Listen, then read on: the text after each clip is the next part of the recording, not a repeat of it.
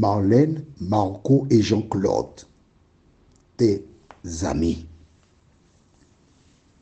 Ta sœur et tes frères. Oui, oui, nous sommes ta sœur et tes frères. Notre référence du jour se trouve dans Romains 6, verset 23. Le thème, le salaire du péché. Pourquoi je dis ta sœur et tes frères? Parce que Dieu n'a créé que Ève et Adam. Plus tard, après le déluge, les survivants furent qui? Les descendants de Noé. Donc tu vois, nous sommes toujours sœurs et frères. Mais nous sommes par-dessus tout ta sœur Marlène et tes frères Marco et Jean-Claude. Parce que nous t'aimons. Et c'est parce que nous t'aimons que nous tenons à partager avec toi la vérité, afin que tu connaisses et que tu laisses Jésus prendre le contrôle dans ta vie. Voilà notre objectif. Et je voudrais aussi te rappeler que nous n'appartenons à aucune communauté, nous ne sommes pas payés par quiconque.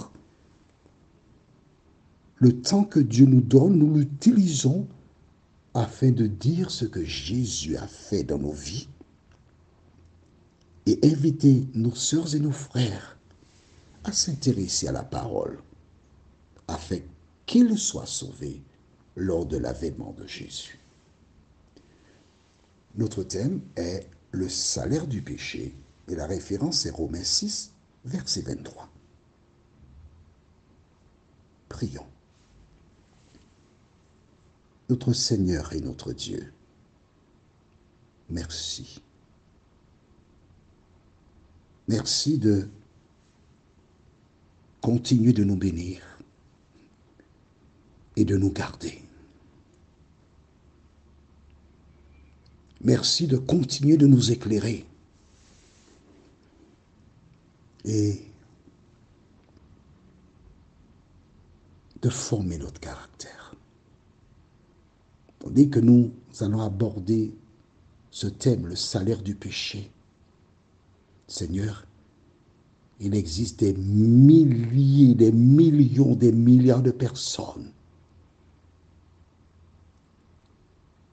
qui mentionnent Romains 6, 23, mais qui n'ont jamais compris la portée de Romains 6, 23.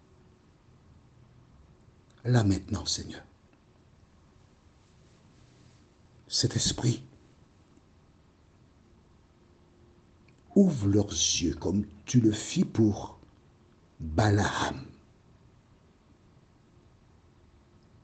Et que ces paroles demeurent dans leur cœur au nom de Jésus pour ta gloire éternelle. Amen. Nous avons une interrogation orale, écrite. Une question.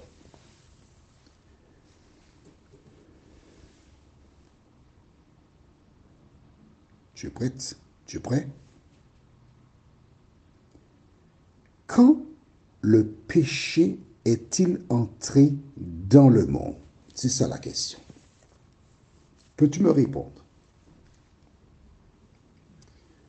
La référence du jour se trouve dans Romains 6, verset 23.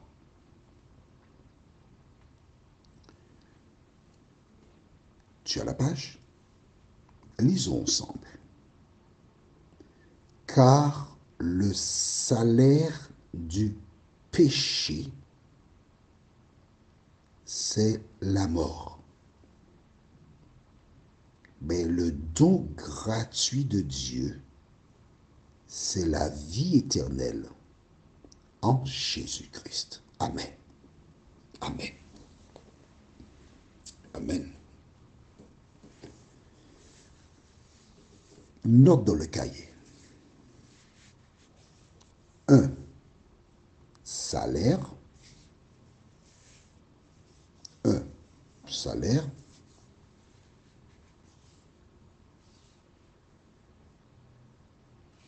2. Péché.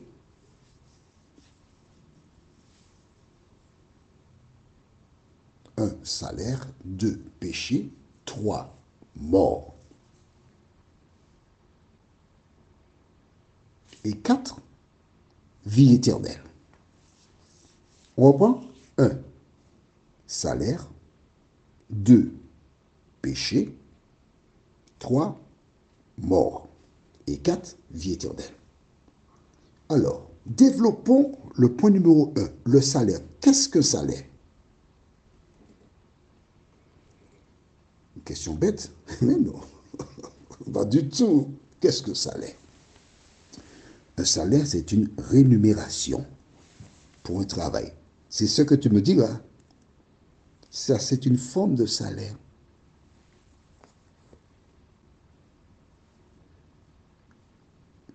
Je fais un petit clin d'œil à 2 institutrices que j'ai eues, que j'aime énormément. J'ai eu beaucoup d'institutrices. Hein.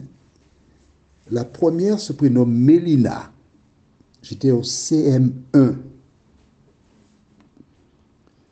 Lorsque Mélina te posait une question, tu avais intérêt à donner la bonne réponse. Hein? Parce que Mélina avait un bâton là, c'était pou, pou, pou, pou.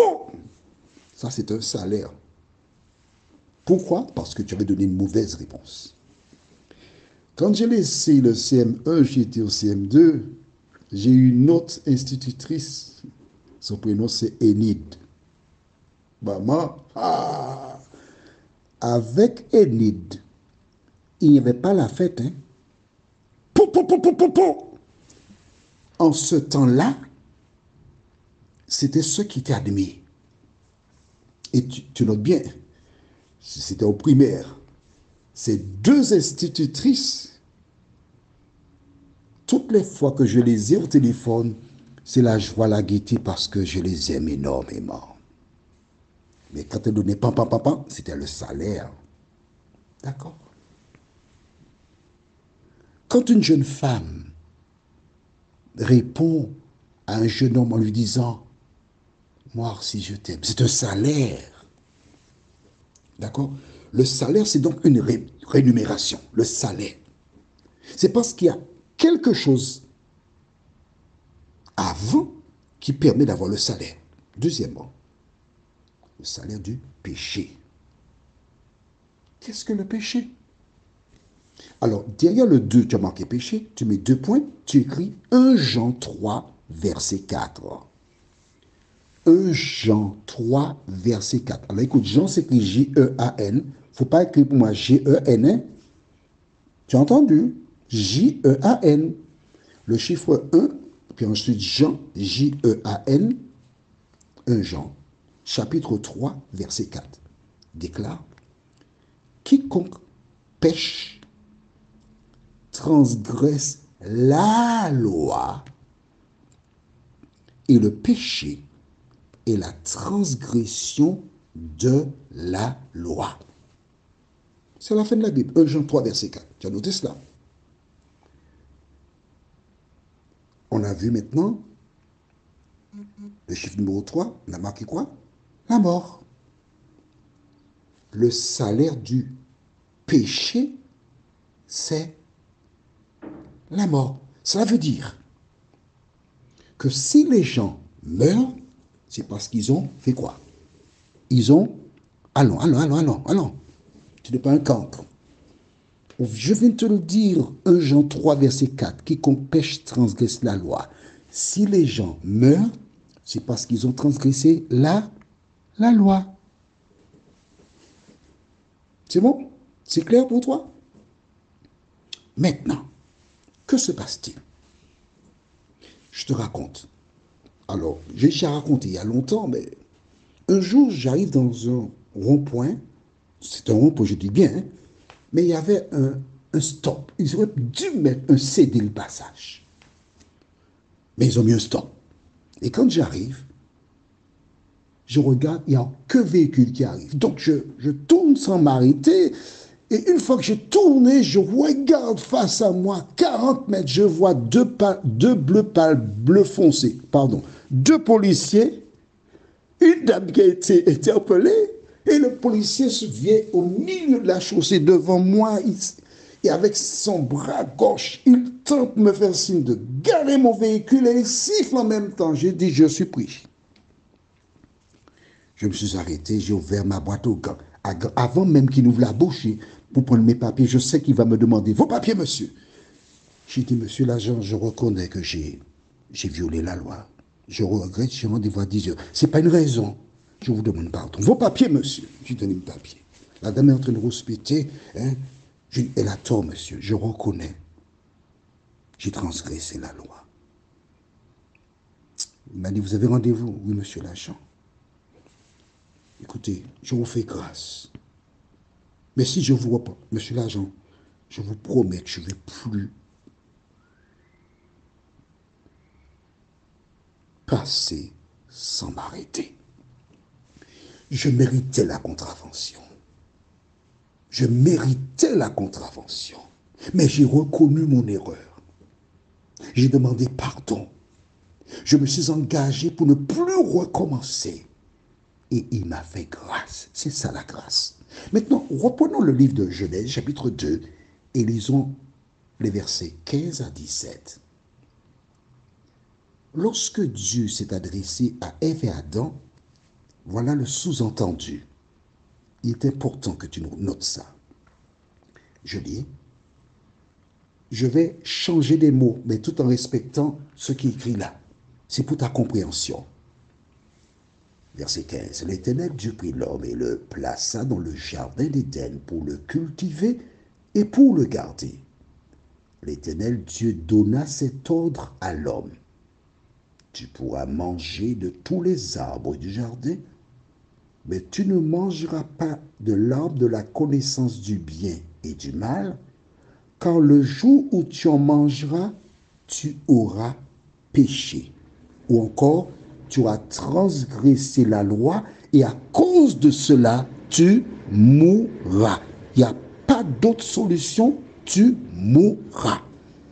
Ce que je voudrais que tu comprennes, c'est qu'Ève et Adam sont morts. Pourquoi? Car le salaire du péché, c'est la mort. Le péché, c'est quoi? C'est la transgression de la loi. Donc, la loi de Dieu existait déjà dans le jardin d'Éden, dès la création. Est-ce que tu as compris cela? 1 Jean 3, verset 4 déclare, « Quiconque pêche transgresse la loi, et le péché est la transgression de la loi. » Romains 6, 23, la référence du jour te dit, « Car le salaire du péché, c'est la mort. » On est d'accord? Donc les hommes sont morts, Ève et Adam sont morts parce qu'ils ont péché. Le péché, c'est quoi? La transgression de la loi. Donc la loi existait dès la création du monde. Si tu as une question, si tu as besoin de plus d'explications, tu as déjà mon numéro de téléphone. Prions. Notre Seigneur et notre Dieu, merci pour la parole. Merci pour la Bible qui nous éclaire. Merci de nous diriger encore dans toute la vérité. Aide-nous à prendre le temps pour réécouter encore et encore et nous laisser diriger par le Saint-Esprit. Parce que c'est lui qui conduit dans toute la vérité. Fais du bien à tes enfants. Au nom de Jésus, pour ta gloire éternelle. Amen. Notre prochaine étude sera « A-t-il réellement ?»